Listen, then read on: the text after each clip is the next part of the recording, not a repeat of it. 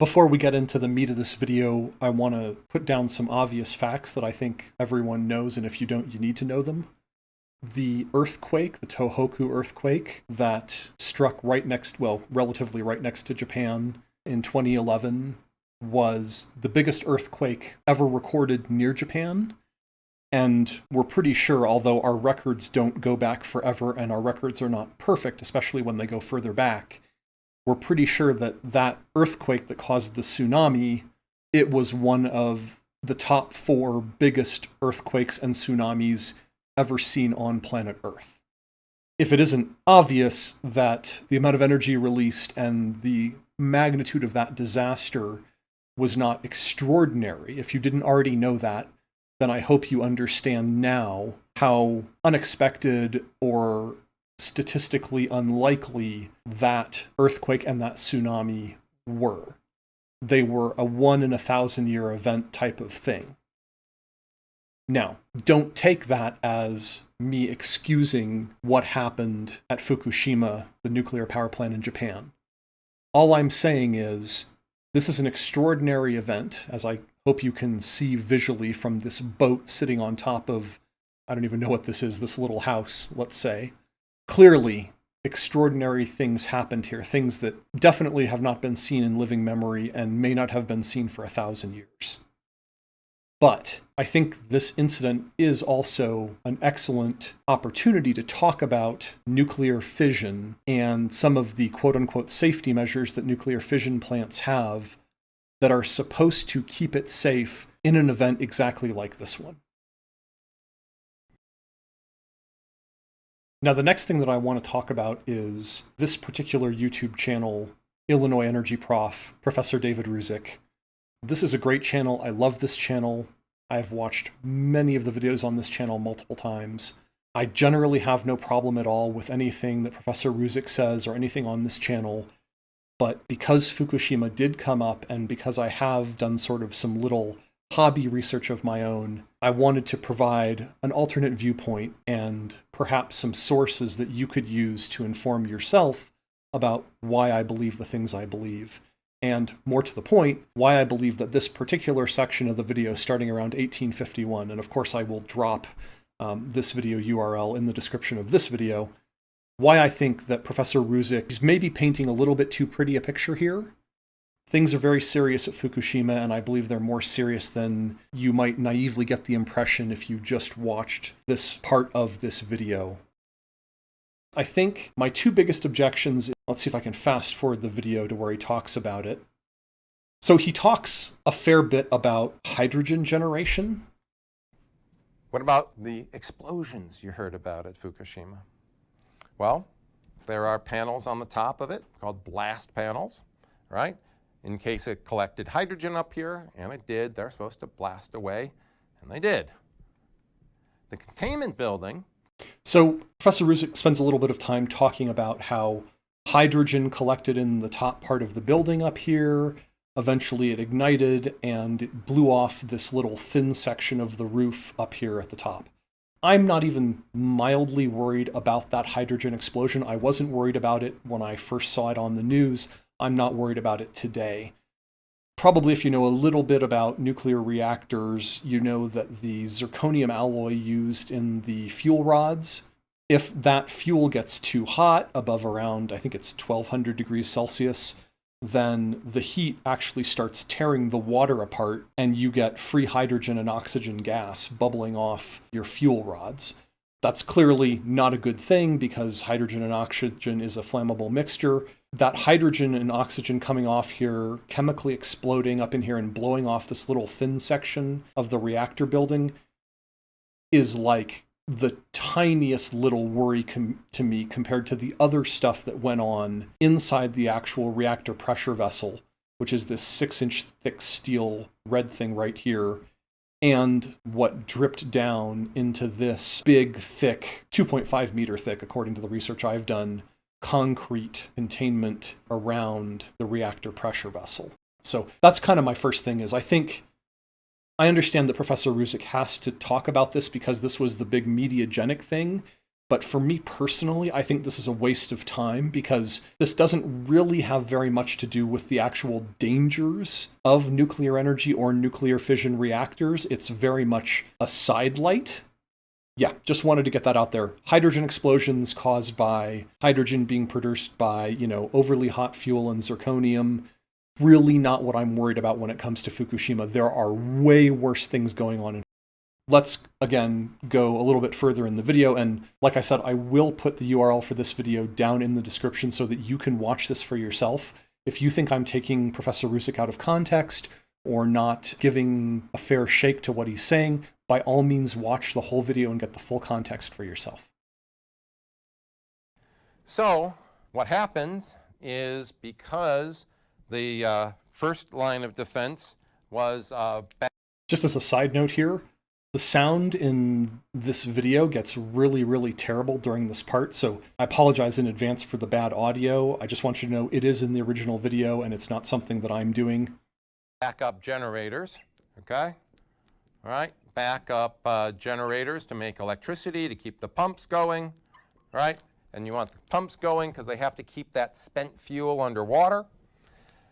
And the waves crashed over, right, and wiped them out. There's a lot more to say about the backup generators at Fukushima Daiichi, and I will cover that later in the video. It actually feeds into a later point about how bad design and human error is actually the most significant problem with nuclear fusion generators, reactors, and power plants. But let's, for the moment, keep going. But there's a second backup. There are batteries. Right? Because we need to run electricity to run pumps. And those batteries, 6 hours. Wow, that should be a long time. In 6 hours, we should be able to get a truck over there. We should be able to get either backup batteries or we should be able to get a generator online.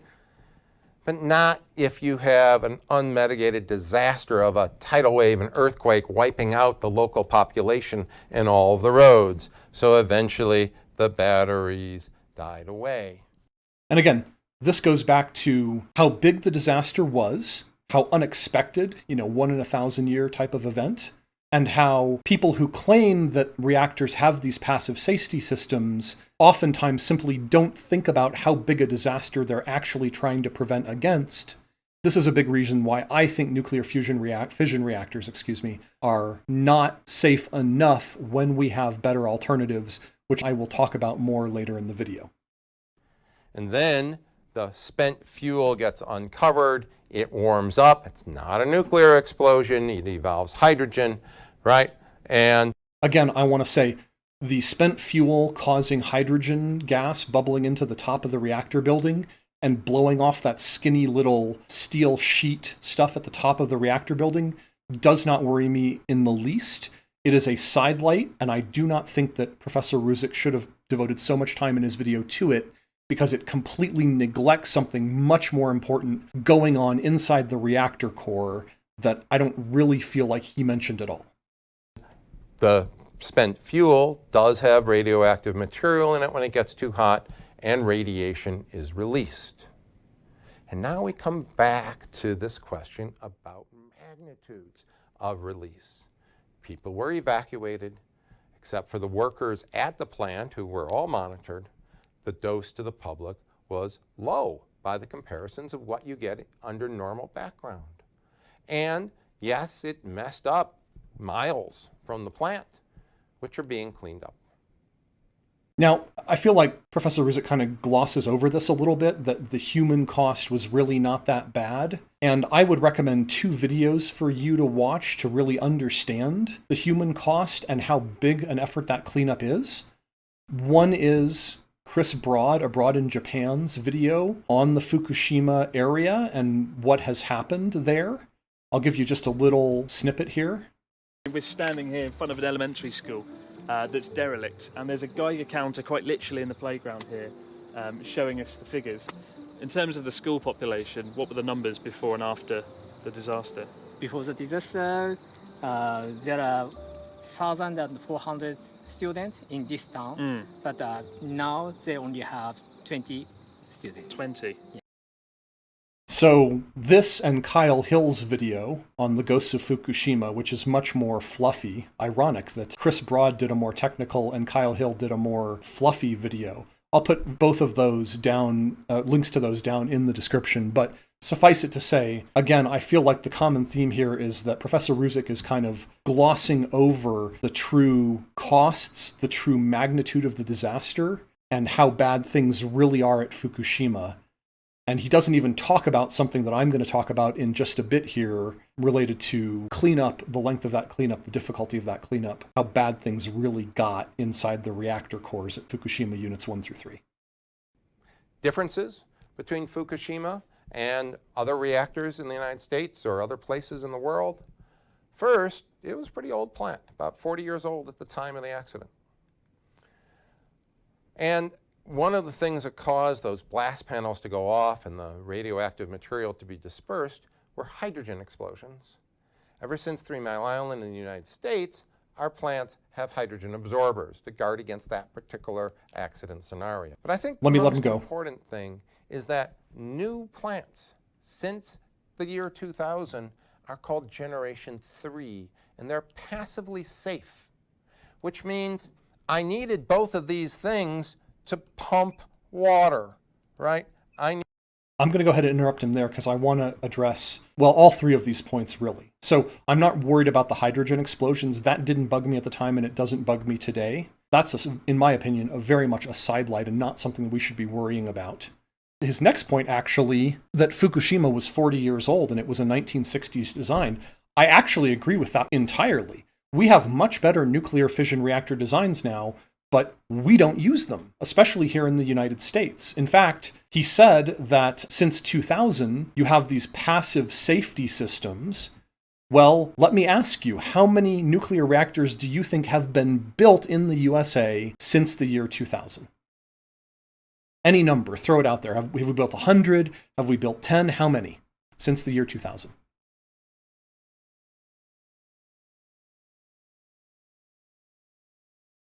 Here are the statistics. Number of nuclear power plants in the United States, you can see from 57 to 1990, we built 112 power plants. And then from 2000 to 2020, not only did we not build power plants, we went from 104 nuclear power plants to 94. We lost 10. So when Professor Ruzic talks about these Generation 3 reactors, passive safety systems, I want you to understand, we have not built a nuclear reactor in the US since the year 2000, and none of the reactors we have, unless they were retrofitted, they were not built with those safety systems because they were built before the year 2000. So saying that there are these passive safety systems is in error in two ways, in my opinion. One way is, unless they were retrofitted onto our nuclear reactors, we don't have those safety systems on our nuclear reactors in the US. The second reason, which I will get into more later, is that the element of human error is much more important than these safety systems, and these safety systems tend to malfunction in ways that the human beings who created them did not anticipate, could not anticipate, and we are still learning from our mistakes, which means that we're still making mistakes. I'm going to go ahead and fast forward to about 3520, where Professor Ruzic wraps up. Again, there is a lot more to this video, and if you are interested, I do encourage you to watch the whole thing and get all the context, because I don't want you to judge this video just by the little bits that I can show you here. But let's go to his wrap-up, and I can then get into my points about human error and alternatives. So, if we are going to combat and not use fossil fuels for climate or global warming concerns or other health concerns, we're going to need everything we've got here, folks. All right? So my last conclusion is we're going to need nuclear. I'm not convinced. Maybe we will need nuclear. I accept the possibility we might need nuclear fission reactors, but I'm not sure about it. To give you some ideas about why I'm not sure, let's first cover the things that I believe Professor Ruzic did not cover nearly well enough about Fukushima. Fukushima happened in 2011, by the way. I know it's 2021. It's been 10 years. I think that actually works in my favor because we've discovered some rather disturbing things in 10 years. So let's start with headlines like these. Fukushima's reactor number 2 is far more radioactive than previously realized. What happened was TEPCO, Tokyo Electric Power Company, who ran the Fukushima reactors, there were 6 of them, by the way. The one that we're really interested in for the purposes of this story is reactor number 2. Because there was presumed to be, melted nuclear fuel, screamingly radioactive, held in the pressure vessel, the 6-inch thick steel reactor core, TEPCO thought maybe the cleanup would be easier because they'd be able to remove that whole mess, process it somewhere else. Well, what they found in 2017, when they actually got a camera in through a little access tube, this is the steel pressure vessel up here. This gray stuff is the real thick concrete that the pressure vessel sits on, and it also helps contain any accidents, if we can use that euphemism, any radioactive material. So there's been several different estimates of how radioactive this is. When they put this tube in there and they saw the nasty corium, the melted nuclear fuel, the melted fuel rods, all that stuff on this metal grating, they thought that they had 70 to 80 sievert per hour problem. But when they put this tube in there, they had to revise their estimates upward to, say, 530 sievert per hour. Just so you know, the sort of LD50, the amount of radiation at which 50% of the people will die within about a month, is estimated to be about 4 to 6 sievert. So whether we're talking about 80 sieverts worth of nasty melted nuclear fuel down here, or 500 sieverts, it's still way more than enough to kill any human being dumb enough to get within, this is more than 10-foot pole distance. Suffice it to say, that's a real fucking mess in there, and I don't feel like Professor Ruzic talked nearly enough about how difficult it's going to be to clean that stuff up. If you are interested in seeing what the camera that they put down this little hole saw, that's it. All this stuff in here is like melted uranium dioxide nuclear fuel, screamingly radioactive, probably some melted zirconium from the fuel pins, all sorts of horrible, nasty, evil stuff here that would just as soon kill you as look at you. So this is the state of reactor number 2. It is presumed that reactor number 1 and reactor number 3 are either a little bit worse or a little bit less bad. This shit is going to take hundreds and hundreds of years to clean up. It is screamingly radioactive, and I don't feel Professor Ruzic did nearly justice to the horrible, terrible nastiness that happened at Fukushima. Okay, I promised to talk a little bit about why I didn't think we necessarily needed nuclear fission reactors and power plants to decarbonize. And to talk about this, we really need to talk about storage. We know that the big problem with renewable energy is that they're intermittent. The sun, of course, goes down behind the horizon every day, and wind, of course, doesn't always blow. Sometimes it blows really hard. The point is, we need some form of storage to store energy when our renewables, particularly our solar and our wind power, are not providing a lot of energy, like, say, at night when solar panels are producing almost nothing. Really great solar panels can produce a little bit of electricity just from moonlight, but that's neither here nor there. So, grid-scale storage. It has to be megawatts of storage, preferably hundreds of megawatts. Of course, you can build big, fat battery farms. That's already happened in Australia. They use lithium-ion batteries. They're very expensive. There's another up-and-coming technology that may or may not be any good, and it's the one that I'm most interested in. This liquid metal battery is made of calcium salts, and I think the cathode is antimony. This is made by a company called Ambri, who is founded by an MIT metallurgy professor. You may have seen his TED Talk. That's great. People come up with new battery technologies all the time. What makes this any different than every other failed battery technology that's come up for the past 150 years? The answer is that this is actually going to be deployed this year. Supposedly, in Reno, Nevada, in a big data center, Ambri is actually going to put out 250 megawatt hours of these liquid metal batteries, and we're going to see if they work. This article was written in November 2020, and the deployment was supposed to happen in mid-2021, but I'm sure COVID fucked it up. But I think by the end of 2022, by about a year and a half from now, we're going to know whether Ambree's liquid metal batteries are A, cheap enough, and B, hold enough power for long enough to be reliable grid-scale storage. And if they are, then we are going to have the answer to storage. And we will simply be able to coat the entire Earth with solar panels if that's what it takes. It won't. They've done the estimates. It'll take an area about the size of the Sahara Desert. We're not going to need nuclear reactors. So I don't believe David Ruzick when he says we're going to need nuclear. Maybe we will, maybe not. It's not clear yet. Certainly, now is not the time to start building 10, 20, $30 billion reactors that have all these problems with human error.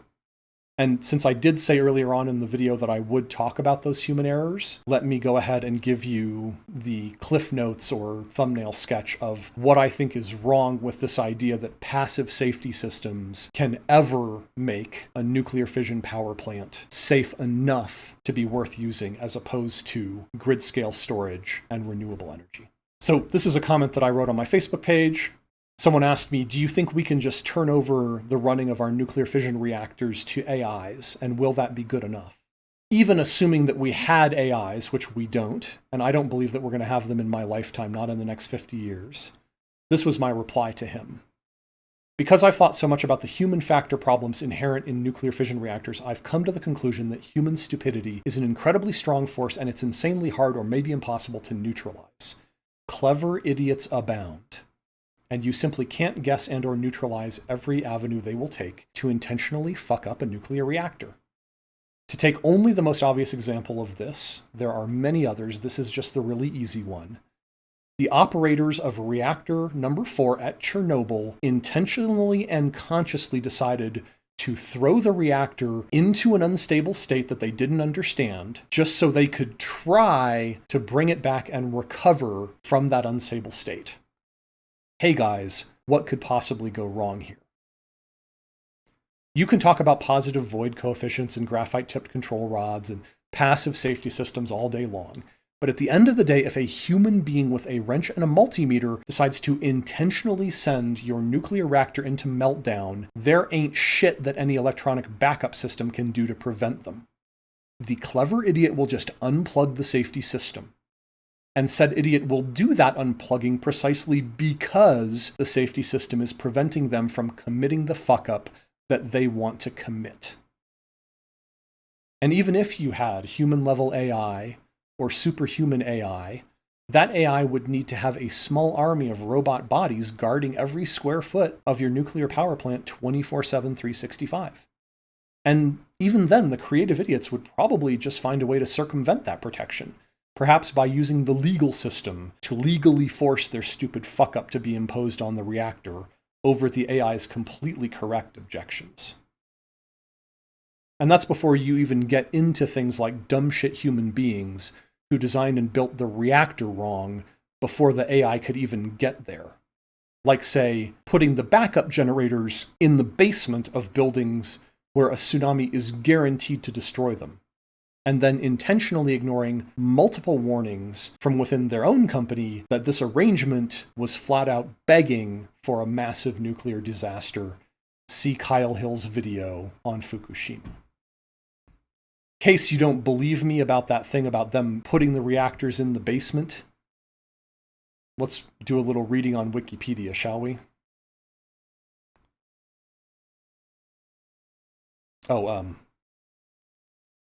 This is the Wikipedia page on the Fukushima Daiichi nuclear disaster. Search for backup generators. You probably don't know that there's another power plant very much like Fukushima Daiichi. It's only about 10 miles to the north. It's called the Fukushima Daini nuclear power plant. It was also struck by the tsunami, but it had incorporated design changes that improved its resistance to flooding. Generators and electrical distribution equipment were located in the watertight reactor building.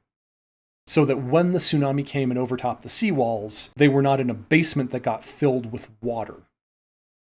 Fukushima Daiichi shut down safely, none of its reactor cores melted down, and it will not take us 100 years to clean up Fukushima Daiichi, even though it was only 10 miles away from Fukushima Daiichi and the 3 nuclear reactors that are now going to be an ecological radioactive nightmare for 100 years to come.